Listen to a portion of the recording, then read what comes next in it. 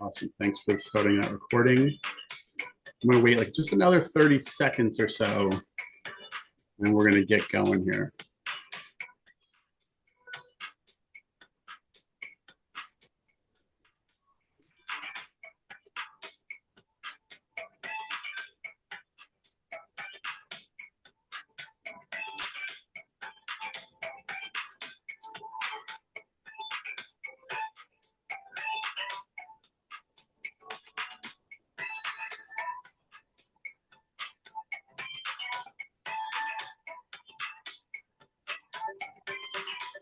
All right.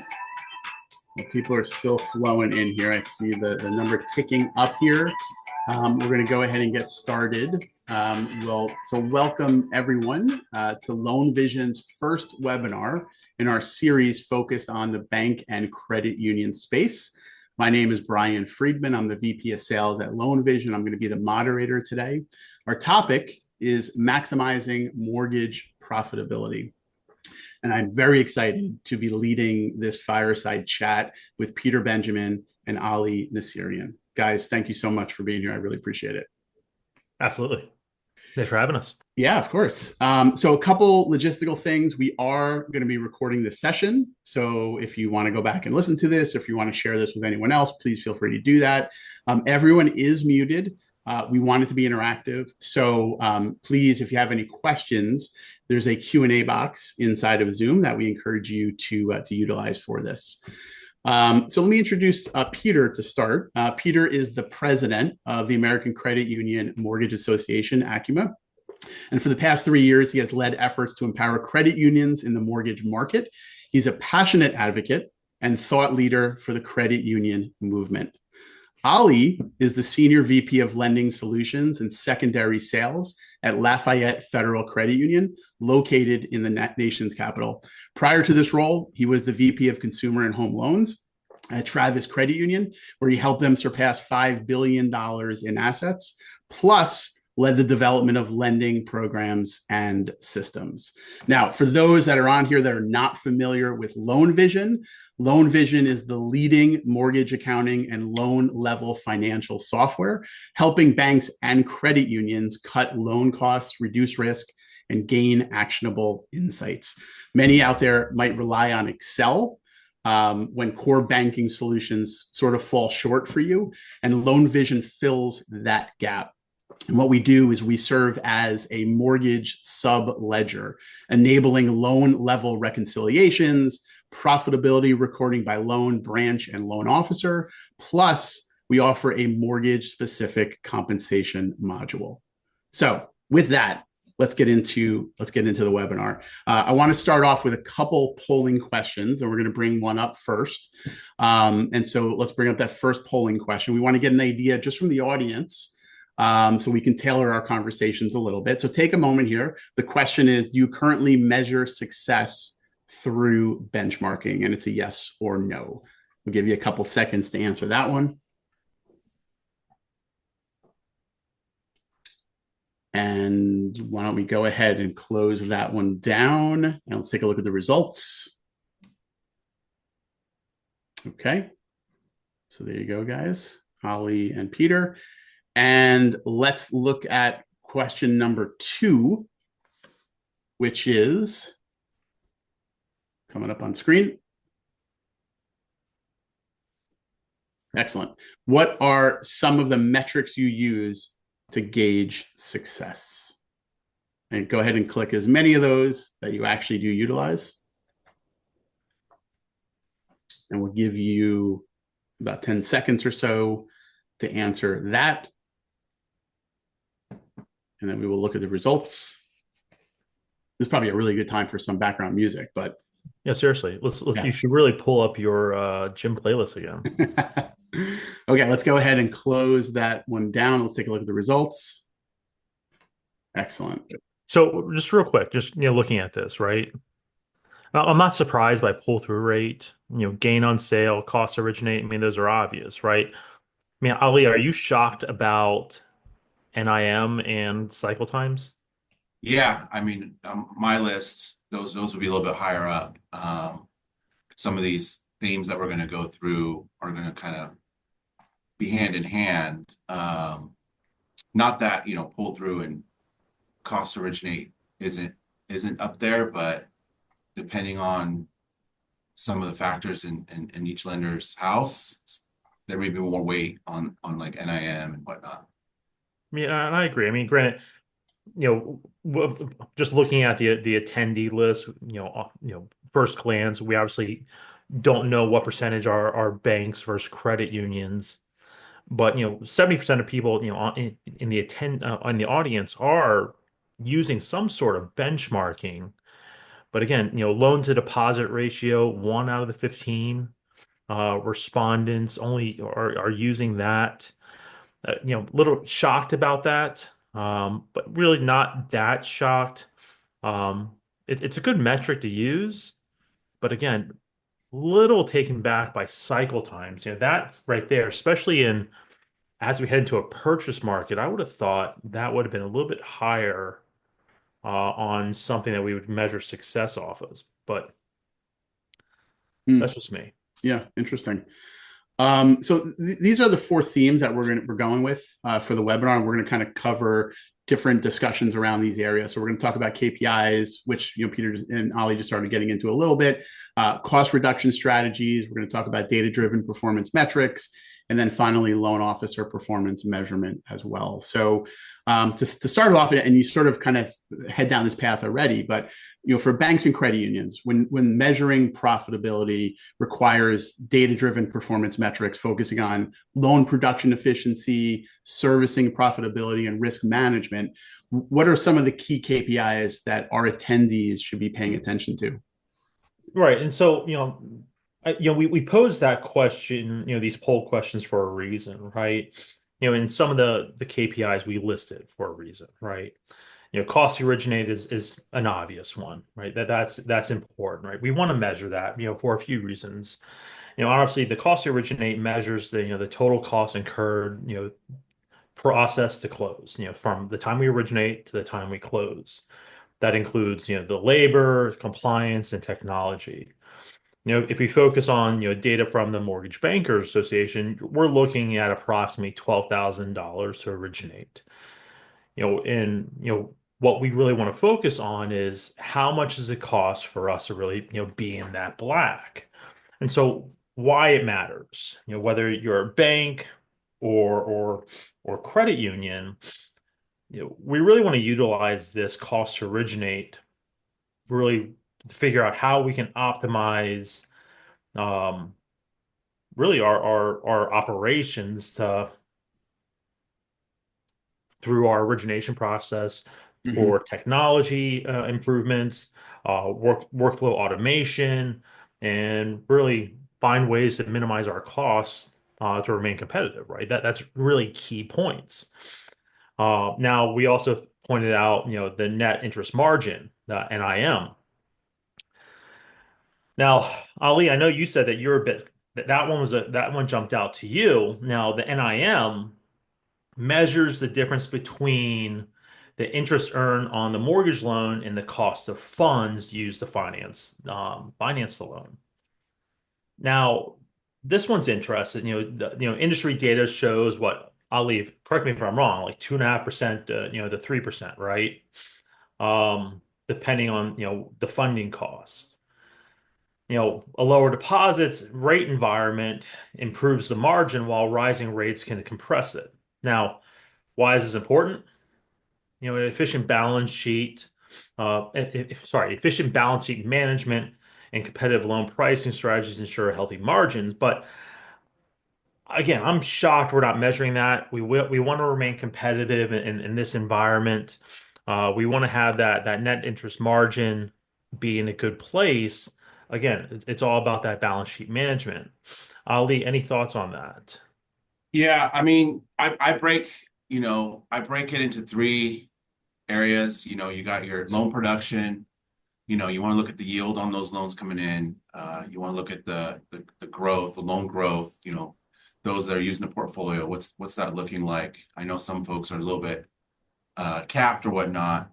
Then those that have the servicing aspect of it. operating expense ratio, maybe some efficiency ratios there. And then the risk component, I kind of break that out. So on the risk, you want to monitor delinquencies, net charge off. But I think all of these kind of roll into, I mentioned yield. Peter kind of mentioned, net interest margin. I don't know, maybe some folks here, if we brought like their finance counterparts, that number probably on the survey would have went up a little bit higher. It could be, my area I'm focused on just the yield on the mortgage loans. But that's on the KPIs. Those are, I think, the big two for each area for me. Great. Right. Perfect. And if we're going to do some other quick hits, obviously pull through rate, having our purchases around that 70% mark, refinances, I'm going to say 55, 60%. Ali, do you agree with that? Um, I think if we're going to do some other quick hits, loan production per loan officer is a good one. Mortgage delinquency, default rates. Um, And you touched on two big ones, loan to share. That's important to yeah, monitor. A lot of folks here probably, if we had a poll question, do you know what your loan origination cost is? They probably have a good hand on that. Those are, I think, givens when you go into this area. Yeah. yeah. Perfect. Great. Thank you. Ali, coming to you for this one, to start at least. What top operational inefficiencies drive up the cost per mortgage loan? And what data-backed strategies can banks and credit unions use to address them? A lot to unpack here. I think, the big one is just efficiency, redundancy in the process, manual process, manual processing, manual underwriting, document, compliance checks. The strategy there would be to use, there's a lot of AI and efficiency systems out there. It'd be wise to take a look. I think that might be the easiest one to tackle. High labor, staffing costs. Are you scaling for these, cycles that we're going through in the mortgage market? I know on the credit union side, we tend to, be a little bit more mindful of the employee and whatnot. But in general, are you using optimizing LOS? Are you tracking, we mentioned earlier, closed loans per employee? That doesn't have to be just on the loan officer side, that could be in the operational side as well. Yep. Outsourcing, like non-core tasks, appraisal review, just throwing a couple out there, title, income verification. I mean, those should be givens. And then not to duplicate, but ineffective or inefficient processing underwriting, standardize that, especially if it's heavy human process.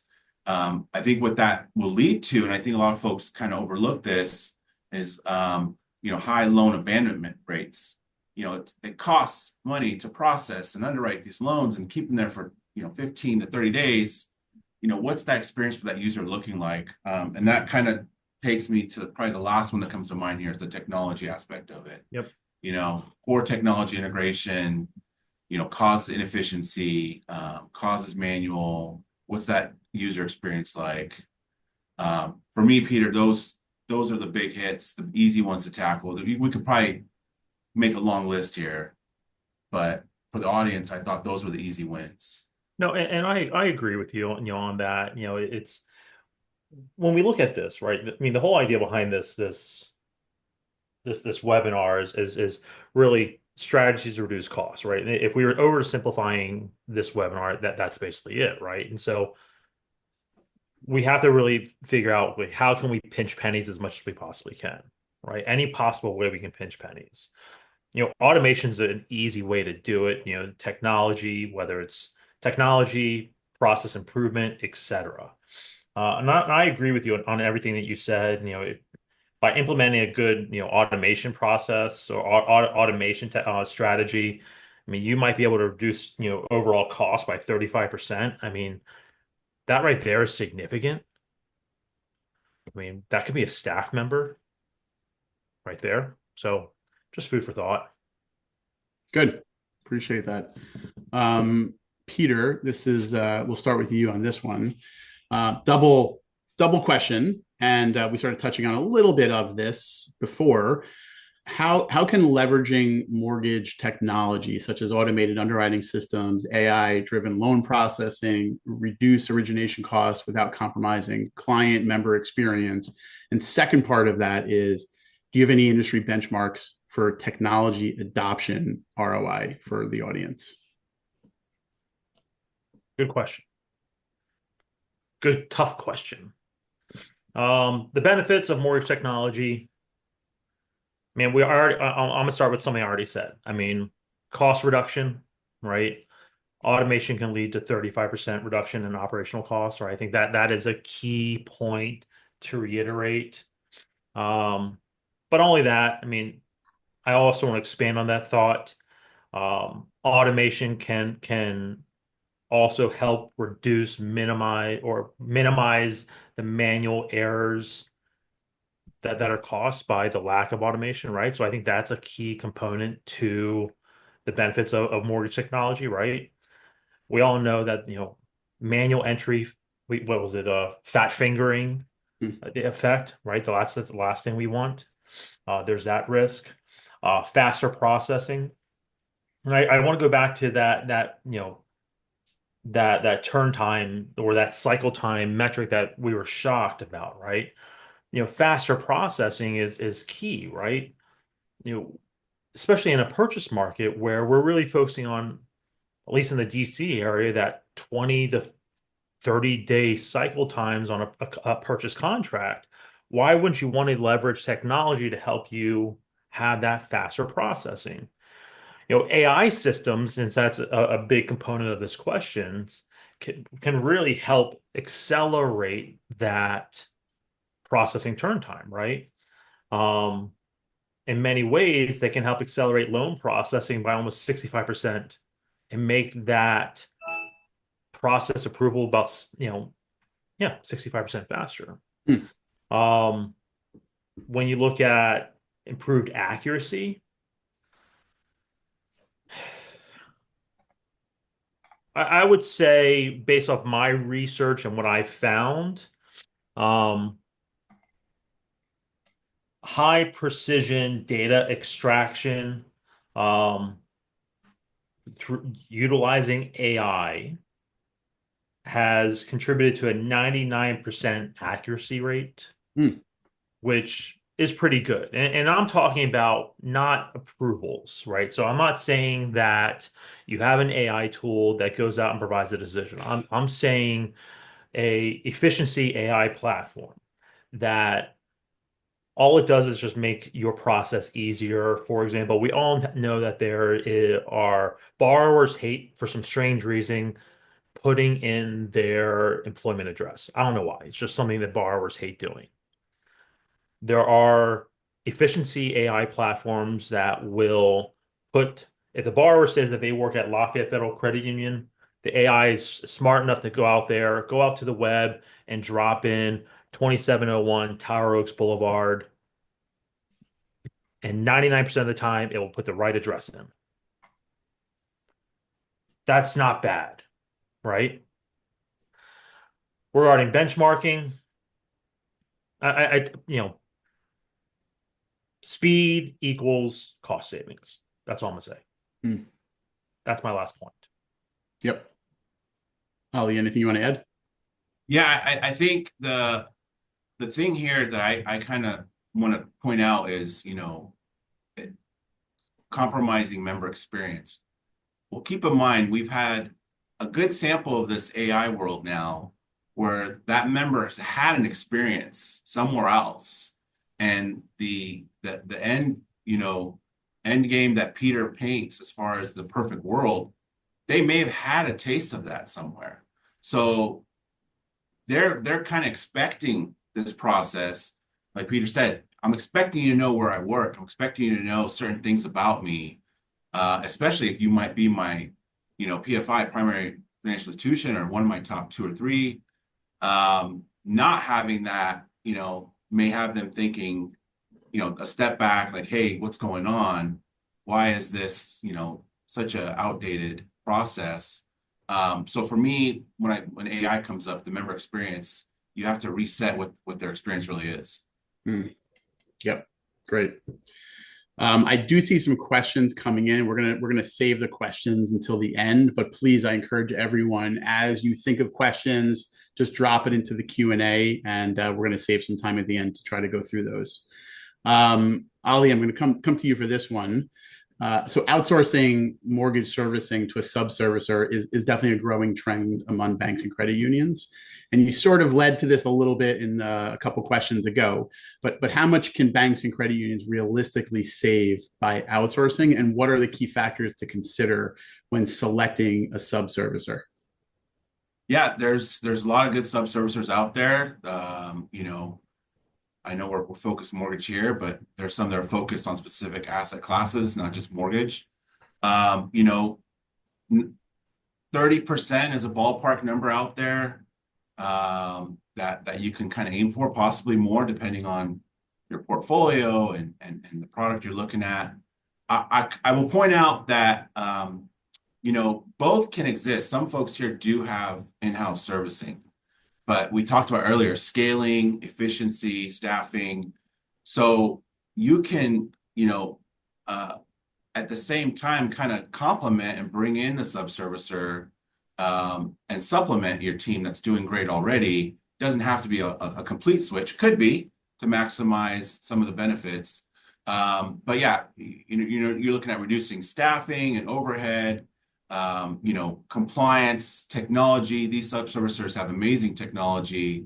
They specialize just in this. They can scale, as we just learned the last 4 or 5 years. Some of us got in some tough situations if we weren't scaling correctly. Default management, there's some institutions out there that may not have that built out. You want to minimize the losses on these loans. As far as, what factors to keep in mind as evaluating, obviously cost is going to be the first one up there, right? What's the structure look like, per loan, and potential add-on charges? As we all know, servicing has quite a bit involved in the fee structures. What happens in the event of a breakdown of default, foreclosure, short sale? What's that experience going to look like again for that member or client? You can ask for compliance and regulatory. You can ask for their audits. You can look at what penalties they've had. Sometimes they'll share it. Sometimes that's public. Do your own due diligence. You want to ensure, what's my member experience going to be like? Is it 24/7? What hours can they call? Is there bilingual services? Getting their documents in the portals, which kind of transitions me again to, here we keep bringing it up, technology, right? Does it integrate? Your IT teams will thank you greatly if, when you're doing your due diligence, you make sure there's some integration built in, with your core system, your online banking and everything, that the member experience is seamless. I think those are the big ones, Peter. I hesitated. Some of them will give you, SLA pops up. I think that's very important, but I think that's already kind of hand in hand with what we talked about. Yep. But some type of reporting as far as performance metrics, those are givens. But those, for me, it's important to point out that you can evaluate.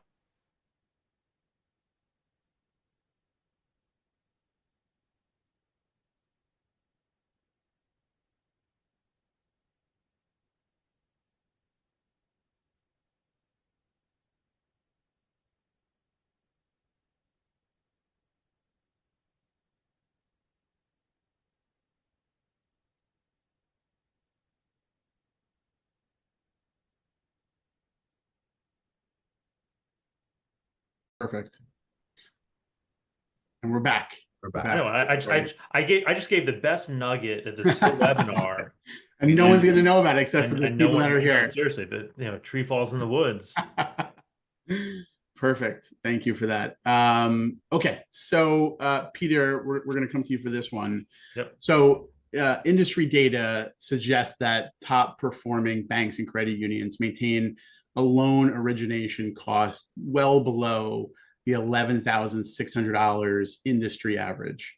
So with that, what KPIs should mortgage teams track to benchmark and improve cost efficiency? I mean, this one's a real quick hit. Cost per loan originated, cycle times. I mean, these are just the musts. Pull through rate, loan officer productivity, and member satisfaction. Really, without those, what, 5? If you're not monitoring those essential KPIs, I think you're really missing the boat. I mean, the cost per loan tracks total expenses divided by the number of total loans originated, cycle time, average time of from application to closing, pull through rate, the number of applications that resulted in fundings, obviously loan officer productivity, closed loans per loan officer per month, and member satisfaction. Obviously, that's self-explanatory, or client satisfaction, or customer service score.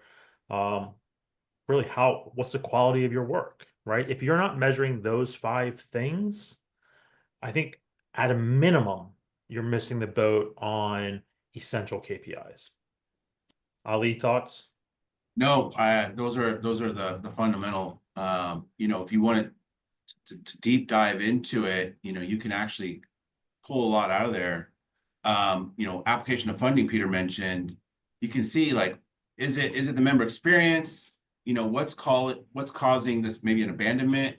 Is my process not as intuitive? When you jump into, like, what percentage of this process is manual versus automated? It's an opportunity to revisit your system.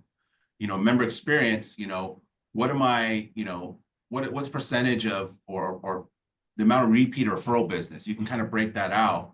And then you can kind of jump into, early payment default. Those are triggers for, possibly something down the line with risk. So I think there's an opportunity in each one of these to improve your system and identify any gaps.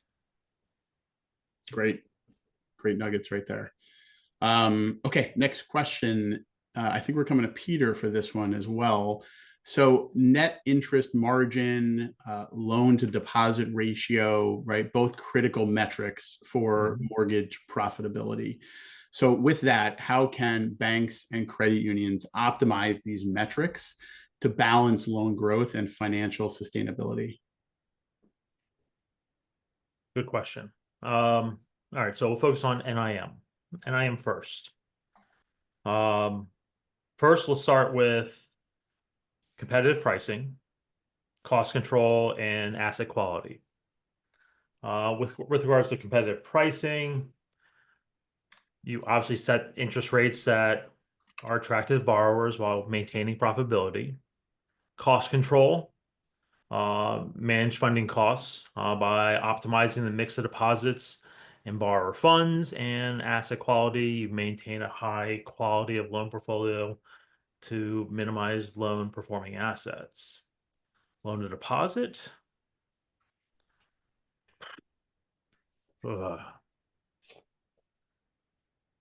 Let's go deposit growth, loan portfolio diversification, and liquidity management. Now, loan portfolio diversification, this one's interesting because I think this one is where a lot of credit unions get in trouble.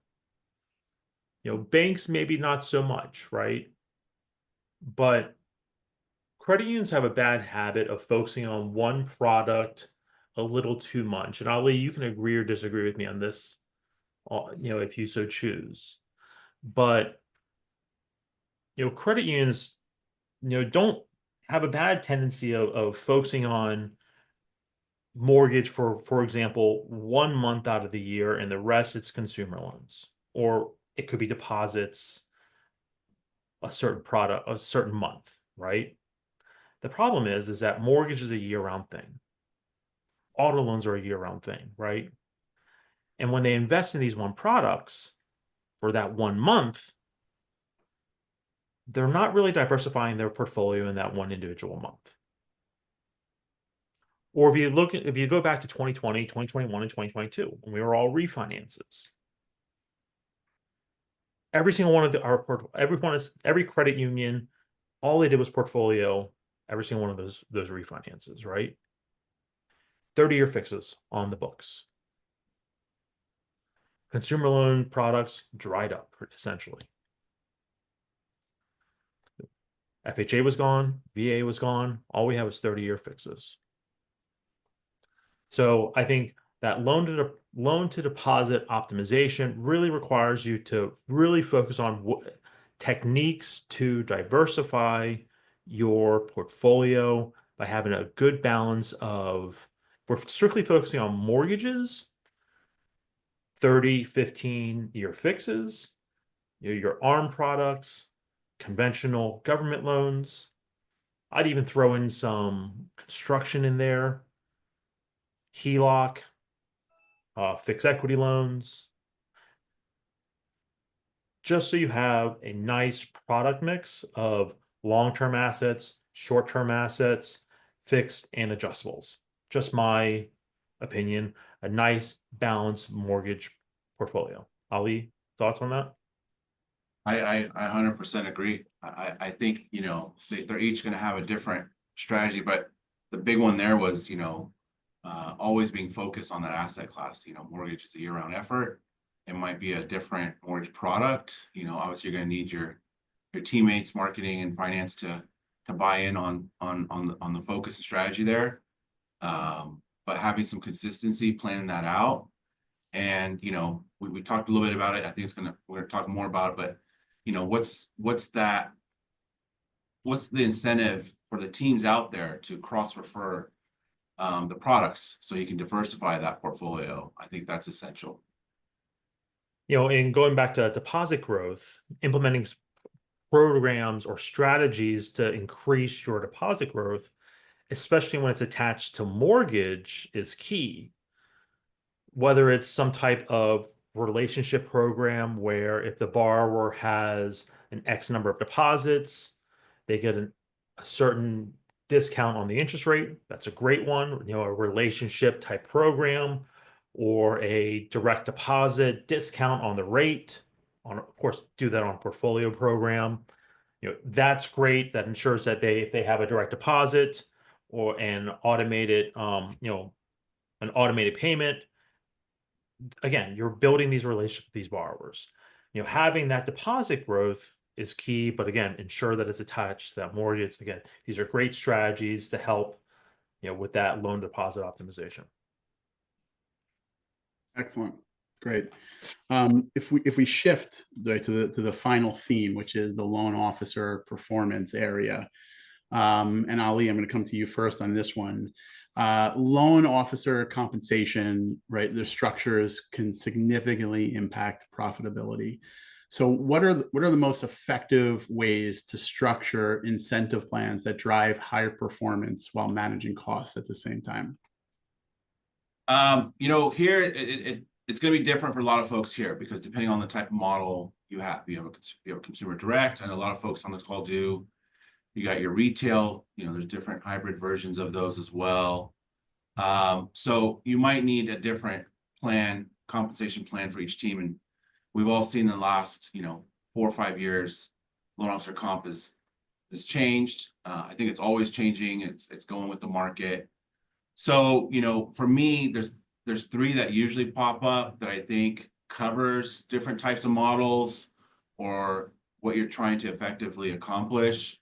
The tiered commission plan is popular, up to a certain unit or volume. It's this percentage breakout, and then so on and so on. And that kind of covers you for volume growth while you're capping, for lower, producers. If you're looking to ensure income stability for some of your producers, you could do the salary plus performance. I think that's a common one out there. You can do some surveys out there to see what's going on in your markets, and depending on what you're requiring the loan officer, if they're required to be at, in the office or out in the field, and what their job responsibilities would be, covering some of your footprint branches, you give them a salary plus, a performance bonus. It's a little balance of both. One of my favorites is a balanced scorecard approach. And some of the, I know you said we got some bank folks on the call with us. The banks, bigger banks do this very well. You get commission on volume. I'm just going to kind of throw out there 50%. Another 25% on member satisfaction, another 25% on cross-sell. Going back to, the prior question where we're talking about, loans to shares and portfolio growth. If you want to kind of see certain results, your comp plan for your LOs are going to drive that. Some things to keep in mind, that always are important: cap commissions, understanding, you don't want to put yourself out there as an outlier. There's some places in the country where loan amounts get up there, and a big producer can have a great month real quick. Obviously incentivize the cross-selling. That's going to help accomplish organizational goals. And then maybe putting in some minimum production thresholds. Like, this is all can be included in that comp plan. Many ways you can dice this, Peter. I think these three cover the majority of the popular platforms. It's going to take some, we said earlier, benchmarking and do you do some surveying to see what's out there? It's always changing. So that's the only thing I would give feedback on. You probably need to revisit these annually. Yeah, I mean, I agree. For me, I always like paying high bips, but there's a give and take on that. I always like offsetting high bips with the idea of compliance and quality metrics built into there. That if you wanted the high, basis points, you also had to have high quality. So that's just my opinion, that's always a key component to any good compensation plan. Great. And we've certainly heard and seen lots of companies out there that still use Excel spreadsheets to manage a lot of this stuff, and there are some great tools out there like Loan Vision that can help you, right, with things like this. Shameless plug. Who doesn't love it? It was there and I had to take it. I'm sorry. But that's a reality, and it's not just us. There are other tools out there, right? And so if you are using like an Excel and it's manual and it takes a lot of time, the tools out there can absolutely help you with that for sure. Ali, I'm coming back to you for this one. So beyond closed loan volume, what additional data-driven metrics should banks and credit unions use to assess loan officer performance and productivity? And then secondly, how can banks and credit unions leverage analytics to improve pull-through rates for clients and member engagement? We kind of touched on a couple of these. Peter touched on pull-through rates. You can break pull-through rates down. It's not just funded loans, applications, leads to referrals to leads, applications to loans and processing, approvals, fundings, referrals, all that with some of the existing systems today can be tracked very easily. And then from there, I would kind of say, what's the breakdown of that loan officer if you have portfolio? Are we selling those loans, portfolio loans? What's the balance of this loan officer's exception requests, right? Peter mentioned quality of loans, right? What kind of client or member are they bringing in? What's the member satisfaction score?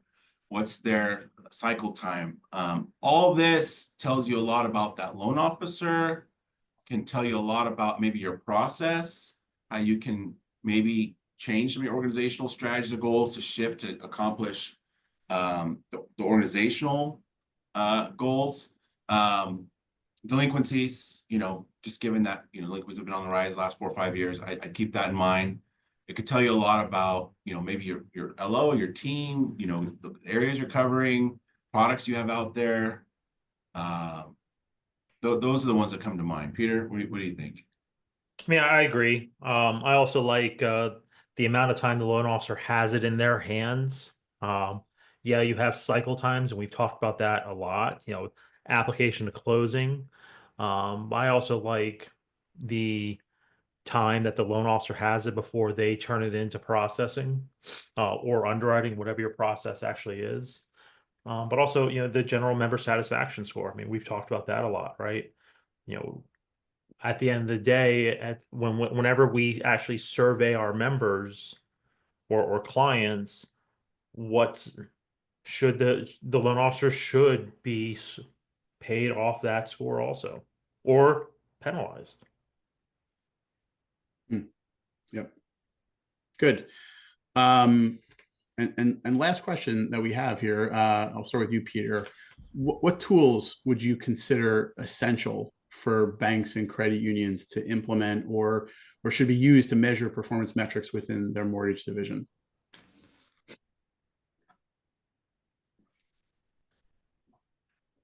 I think first things first. I mean, there are a lot of great tools out there. Loan Vision as a good example. I did a plug for you. Nice.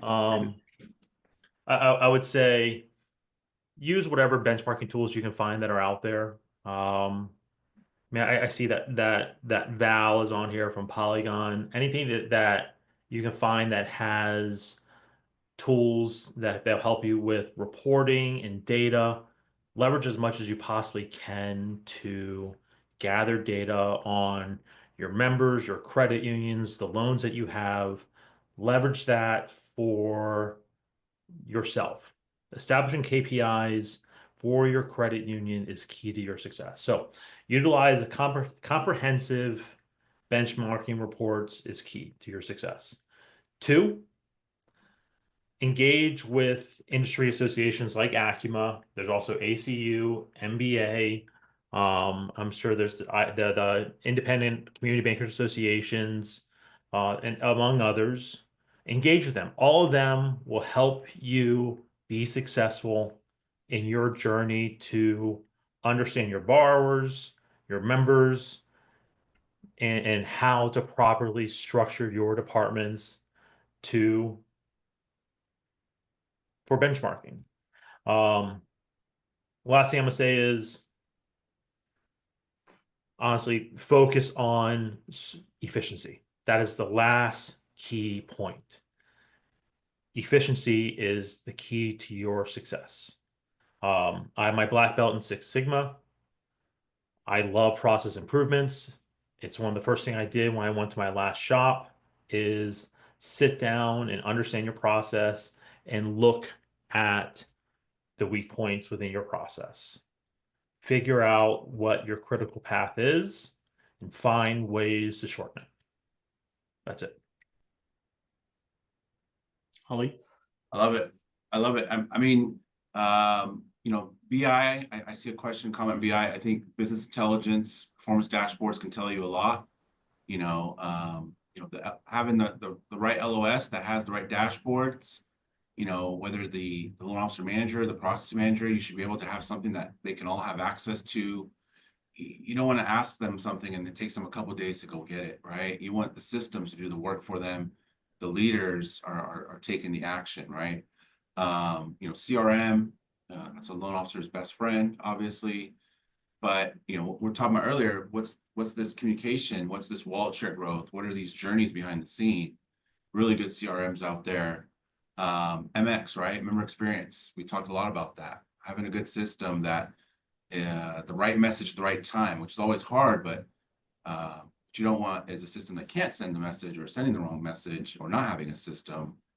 And I think Peter touched on something that I resonate well with is how can you be better? How can you improve?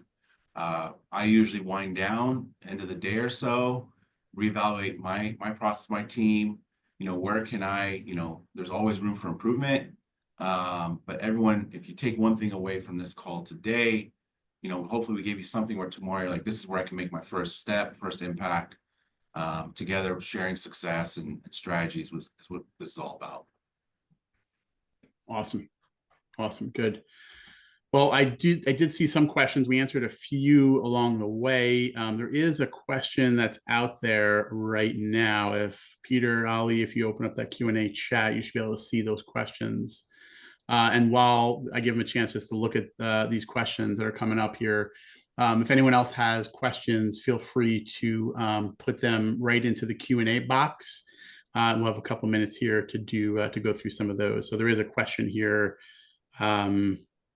If either you want to see if you want. I got it.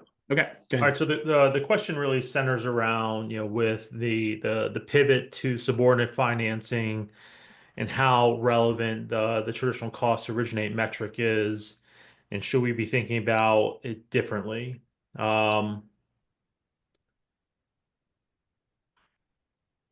Especially with the different, requirements for processing. It's I would say it's for me personally, I would say we shouldn't be thinking about it differently. It's just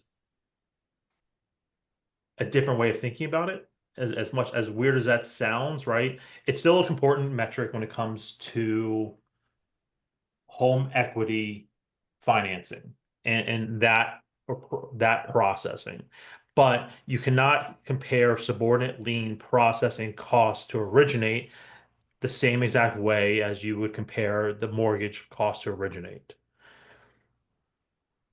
Oh, in theory, someone in the branch could process and originate a home equity line of credit, right? That cost is significantly lower than processing a mortgage, but there's still a cost associated with it, right? It's still an important cost to monitor.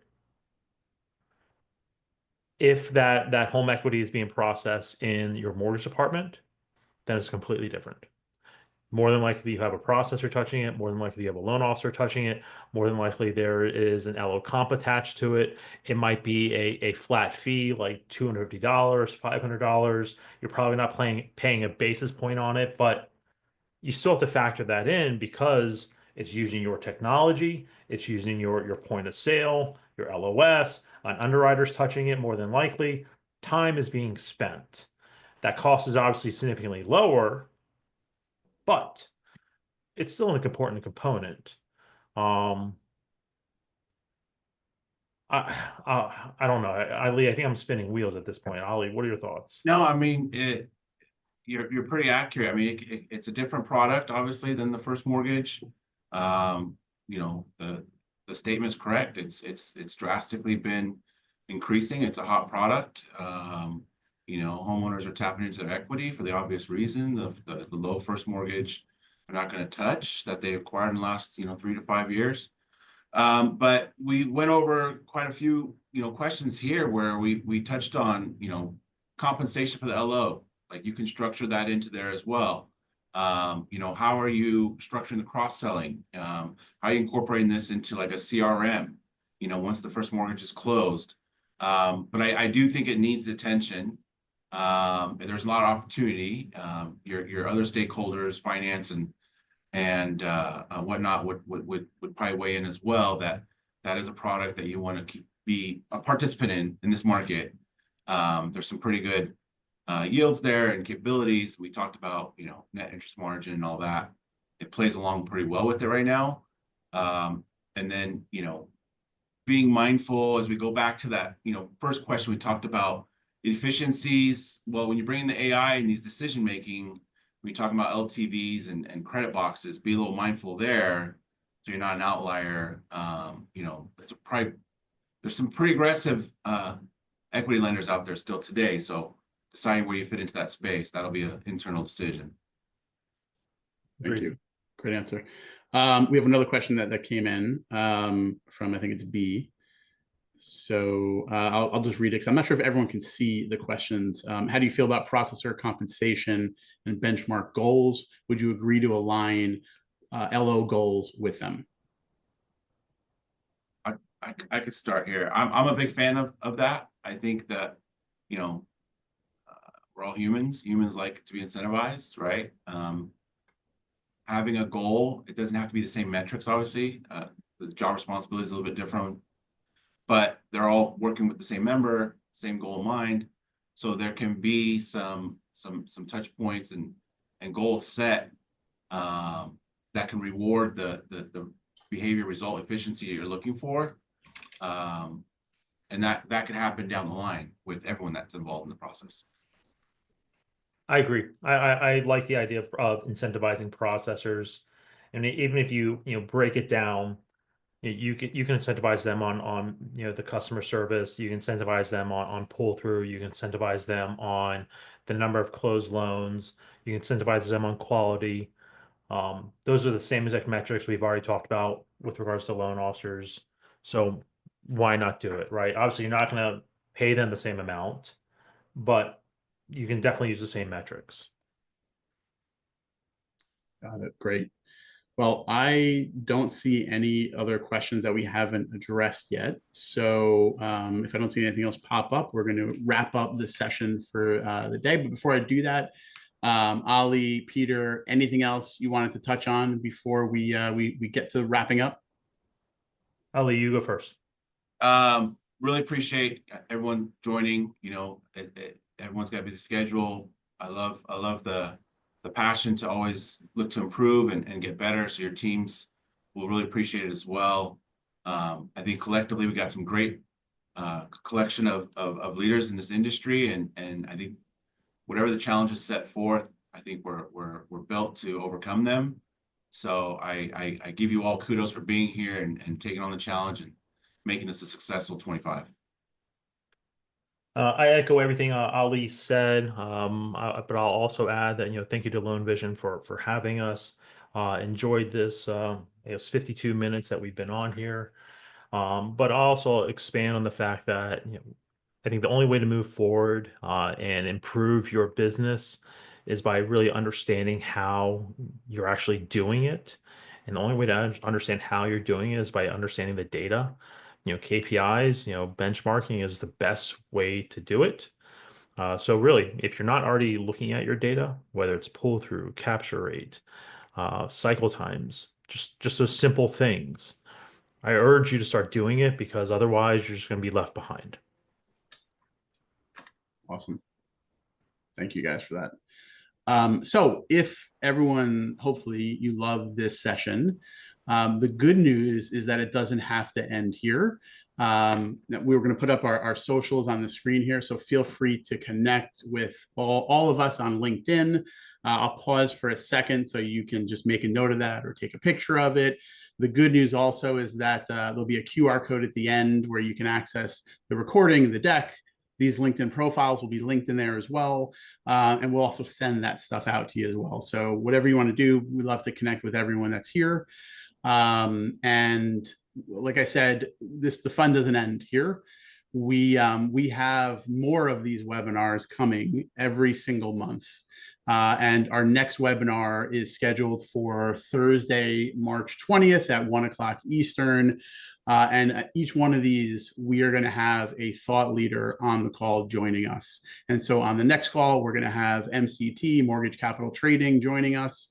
And looking forward to having a great discussion with them as well. So we're going to bring up one last poll here. As we started circulating this, we realized, hey, maybe we should give people the option to just sort of like auto subscribe to come every month. So you don't have to, no pressure, but we want to give you the option. So if you're interested in just getting the invite every month, go ahead and say yes to that, and we'll make sure that we get you those. And we'll certainly be spreading the word about these future sessions as well. So give you a chance to answer that, and then we'll go ahead and close that. And we can go to the next slide. Excellent. And so there's that QR code I mentioned. Like I said, everyone will also automatically get this, but if you want to go and be proactive, which I know that this group is probably very proactive, feel free to scan that QR code. The recording will get added in there once we're wrapped up here.